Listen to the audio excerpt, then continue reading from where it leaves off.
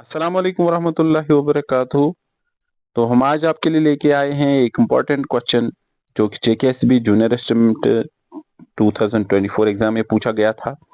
तो हम कोशिश करेंगे आगे भी डिफरेंट टॉपिक से डिफरेंट क्वेश्चन। ये क्वेश्चन जो है ये नंबर सिस्टम का क्वेश्चन है।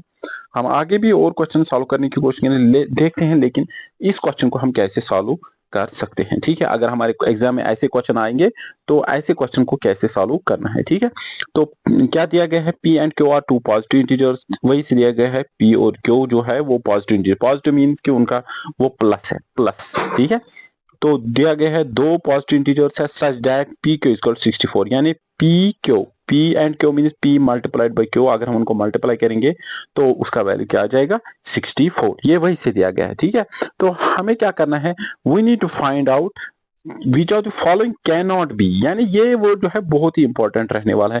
कभी कभी हम जल्दी में क्या करेंगे, हम एक वाला इनमें से सिलेक्ट करेंगे, कैन नॉट वर्ड, बिना कैन नॉट वर्ड देखे हम एक ऑप्शन सिलेक्ट करें तो क्या हो जाता है, जब हमने ओएमआर शीट पे क्वेश्चन मार्क किया होता है फिर उसको वापस हम इरेज नहीं कर सकते हैं।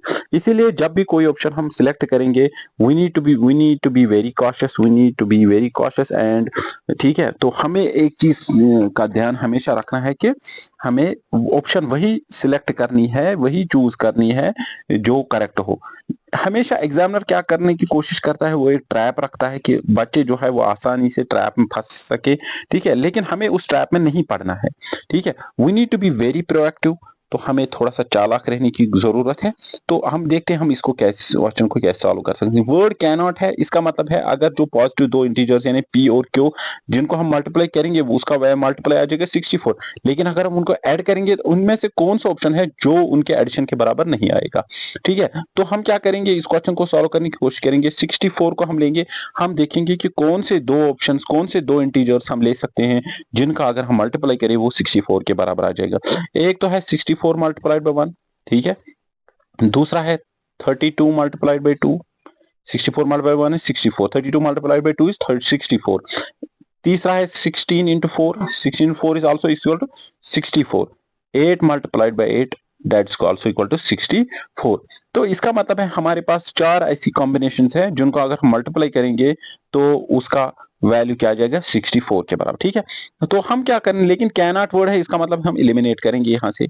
जो जो ऑप्शन यहां से आएगी उसको एलिमिनेट करेंगे, जो रह जाएगी वही है आंसर इसका। ठीक है, तो 64 इनको आप क्या करना है, पी प्लस क्यू, यानी पी प्लस क्यू यानी इनको ऐड करना है। 64 प्लस 1 इज 65, तो 65 को हम एलिमिनेट करना है, इसको इसको हटाना, क्योंकि ये ऑप्शन नहीं आ सकती, क्योंकि हमें वो वाली ऑप्शन बतानी, वो वाली ऑप्शन बतानी जो यानी दो इंटीजर्स का अगर यानी पी और क्यू का जब हम ऐड करेंगे तो वो इनमें से कौन नहीं हो सकता है। ठीक है, मल्टीप्लाई करेंगे तो 64 के बराबर आ जाएगा, लेकिन ऐड करेंगे तो इनमें से कौन नहीं हो सकता है। ठीक है, 32 प्लस 2, 32 प्लस 2 इज 34, 34 ऑप्शन कोई नहीं है। 16 प्लस 4 इज 20, 20 है, 20 को एलिमिनेट करेंगे।